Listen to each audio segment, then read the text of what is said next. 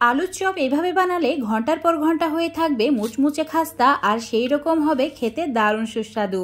এই পদ্ধতিতে আলুর চপ তৈরি করলে এতটাই সহজ মনে হবে যে বারবার এভাবেই তৈরি করে খাবে। আর তোমরা চাইলে ডিপ ফ্রিজে 2 থেকে 3 সপ্তাহ পর্যন্ত স্টোর করেও রাখতে পারবে।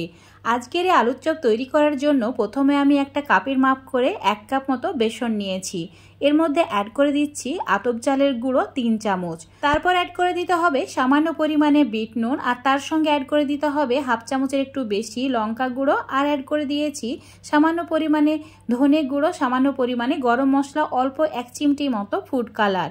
আমি এখানে হলুদ গুঁড়ো ব্যবহার করিনি, তার জন্য ফুড কালার ব্যবহার করেছি। তোমরা চাইলে হলুদ গুঁড়ো অ্যাড করতে পারো।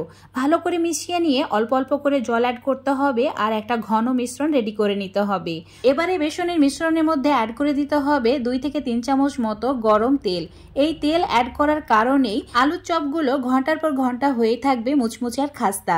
ভালো করে 1-2 মিনিট এভাবে একটু ফেটিয়ে নিয়েছি। তোমাদের এখন আমি দেখিয়ে দিচ্ছি আমি কতটা ঘন রেখেছি। আঙুল ঠিক দেখা যাবে না সেই রকম একটা ঘন মিশ্রণ রেডি করে নিতে হবে। এবার চুলোর উপর তেল গরম করতে দিয়েছিলাম। তেল ভালোভাবে গরম হয়ে যাওয়ার পর অ্যাড করে দিতে হবে 3-4টি মতো পেঁয়াজ স্লাইস করে কেটে নিয়ে, তার সঙ্গে 1 চামচ মতো চিনি। ভালো করে লালচে করে এবার ভেজে নিতে হবে। চুলোর আঁচটা মিডিয়ামে রেখে একটু সময় নিয়ে পেঁয়াজ বেরেস্তাটা আমি তৈরি করে নিয়েছি, একটা প্লেটে রেখে দিচ্ছি। এবার নিয়েছি পরিমাণ মতো সেদ্ধ আলু। চপ তৈরি করার জন্য তোমাদের যতটুকু আলু প্রয়োজন ততটুকু নিয়ে নেবে। তারপর হালকা গরম থাকা অবস্থায় এইভাবে ম্যাশ করে নিতে হবে। হাত দিয়ে ম্যাশ করে নেবে, খুব বেশি একদম মসৃণ করে ফেললে চপগুলো খেতে ভালো লাগবে না।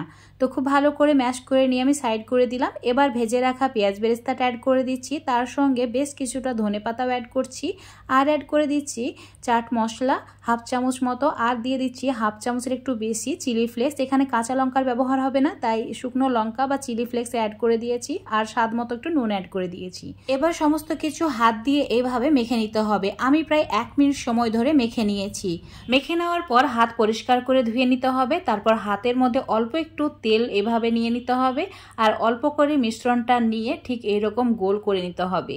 তো তোমরা যতটুকু বড় সাইজে তৈরি করতে চাও সেই হিসাবে মিশ্রণটা নেবে। তারপর এইভাবে বল বানিয়ে চ্যাপ্টা করে নেবে। আমি এখানে গোল গোল চপ তৈরি করছি, তোমরা তোমাদের পছন্দ মতো চপ তৈরি করে নিতে পারো। এইভাবে তোমরা ডিপ ফ্রিজ করেও রেখে দিতে পারো, অনেকদিন পর্যন্ত এটা রাখা যায়। চপগুলো ভাজার জন্য গ্যাসের উপর কড়াইয়ে তেল গরম করতে বসিয়ে দিয়েছি। এবার আলুর যে টিক্কিগুলো তৈরি করেছি সেগুলো বেসনের মধ্যে এভাবে ডুবিয়ে নিয়ে একটা চামচের সাহায্যে তুলে নিচ্ছি। তোমরা হাত দিয়েও করতে পারো। তেল গরম করার সময় চুলোর আঁচ অবশ্যই হাই ফ্লেম করে দিতে হবে, আর তেলের মধ্যে যখন আমরা চপগুলো অ্যাড করব চুলোর আঁচ হাই ফ্লেম করেই রাখতে হবে। সব চপগুলো অ্যাড করে দেওয়ার পর হালকা যখন একটু ভাজা ভাজা হয়ে যাবে তখন চুলার আঁচটা মিডিয়াম টু লো করে দিতে হবে। তারপর একটু সময় নিয়ে উল্টে পাল্টে এইরকম কালার হওয়া পর্যন্ত ভেজে নিতে হবে। তো আমার চপগুলো ভেজে নেওয়া হয়ে গেছে, প্লেটের মধ্যে তুলে নিচ্ছি। আশা করছি আজকের এই চপের রেসিপিটা তোমাদের ভালো লেগেছে। ভালো লাগলে অবশ্যই লাইক শেয়ার কমেন্ট করে দেবে। ফেসবুক পেজ থেকে দেখলে পেজটাকে ফলো করে নেবে, ইউটিউব থেকে দেখলে চ্যানেলটাকে সাবস্ক্রাইব করে রাখবে আর এরকম সুন্দর আর সহজ রেসিপিগুলো পাওয়ার জন্য। তো তোমাদের আমি একটা চপ ভেঙে দেখিয়ে দিচ্ছি, দেখো কতটা মুচমুচে আর খাস্তা হয়েছে। এই চপগুলো শুধুমাত্র ইফতারিতে নয়, তোমরা যে কোনো সময় চায়ের সঙ্গে স্ন্যাক্স হিসাবেও খেতে পারো। অতিথি আপ্যায়নে চায়ের সঙ্গে পারফেক্ট একটা স্ন্যাক্স হিসাবে এটা সার্ভ করতে পারো। দেখো কতটা মুচমুচের খাস্তা হয়েছে, আর লেয়ারটাও সেরকম পাতলা হয়েছে।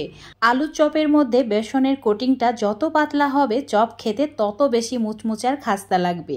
তো দেখো একদম পারফেক্ট একটা চপের রেসিপি তোমাদের সঙ্গে শেয়ার করলাম। তো বন্ধুরা, আমি যেভাবে চপগুলো তৈরি করেছি হুবহু তোমরাও যদি ফলো করে তৈরি করো তো চপ তৈরি করা এতটা সহজ মনে হবে যে যখন মন চাইবে তখন বানিয়ে খেতে পারবে। তো বন্ধুরা, এই পর্যন্ত আবারও দেখা হবে এরকম কোনো সহজ রেসিপি নিয়ে।